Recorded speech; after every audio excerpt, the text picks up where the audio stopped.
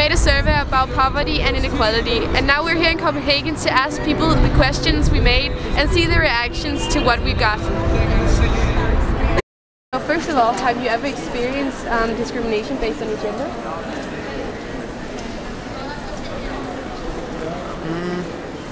Not that I'm aware of. Nej, det synes jeg ikke. Nej. Det er jeg for fejl til. Så det undrer jeg ikke, at det er 50-50 med folk siger ja nej. Passer det meget godt med jeres mening? Hvis ingen af den... Det kommer an på, hvor man har været henne, og hvor på arbejdsmarkedet man har været, vil jeg tro. Der hvor jeg arbejdede, der var der ikke nogen diskriminering på det ene eller den anden måde. Okay. Og vi havde i øvrigt også mange danske. Ja, okay. Så vi har fra hele verden, der hvor jeg arbejdede. Ja. Then do you feel some religions discriminate based on genders? Yes. Ja, det gør det jo. Det er jo alle dem, der kvinder, der ikke må det hverken gå på arbejde, de må ikke gå uden tørklæder, så det er diskrimination, så det basker. Ja, det er der vel nogle religioner, der. So it makes sense that 74% said yes. Yeah, I would say so, yes. Yeah. Do I think that there are certain religions that do it more than others, or just... Yes, I would say so. Okay. Så du føler lidt, at muslimer behandler kvinderne forkert nogle gange? Ja, nogen gør. Ja. Det er nok vores generation. Ja. Jeg ved godt, at I unge har det måske det andet syn. Ja, så det passer meget godt, at 76% siger ja. Ja, det gør det. Du føler især, at muslimer de behandler kvinderne forkert? Ja. Okay.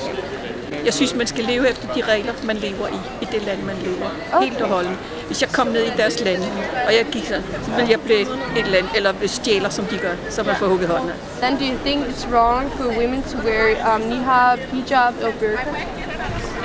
If it's up to their decision, then I have no problem. But if they are forced to by someone from the outside. Det synes jeg faktisk, det er her, ja. Jeg synes stadig, de skal leve efter danske regler. Undrer det så lidt, at 69% siger ja, eller siger nej til det? Det er der nok, fordi der er mange af dem efterhånden. Altså, der er jo mange, der...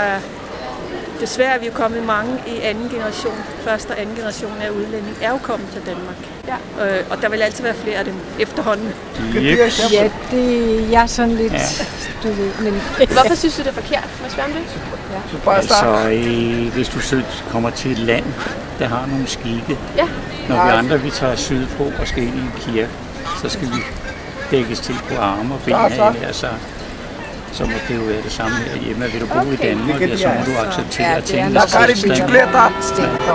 Men det kommer også lidt an på, hvis det bare er tørklæder, så synes jeg, det er fint, og det er deres... Men det er burka, det er det her. Okay. If you have ever worked, have you ever received less pay based on your gender? No. Nej, ikke i mit fag. Okay. Må jeg spørge, hvad du arbejder som? Jeg er i gang med at blive pædagog, der er det meget lige i forhold til, at mændene også får samme løn. Ja. Nej, det har jeg nok ikke. Du har jo haft mandearbejde. Ja, der har ikke været nogen kvinder ind over mit arbejde. Okay. Do you feel that men get promoted in jobs or work more than women do? Yes.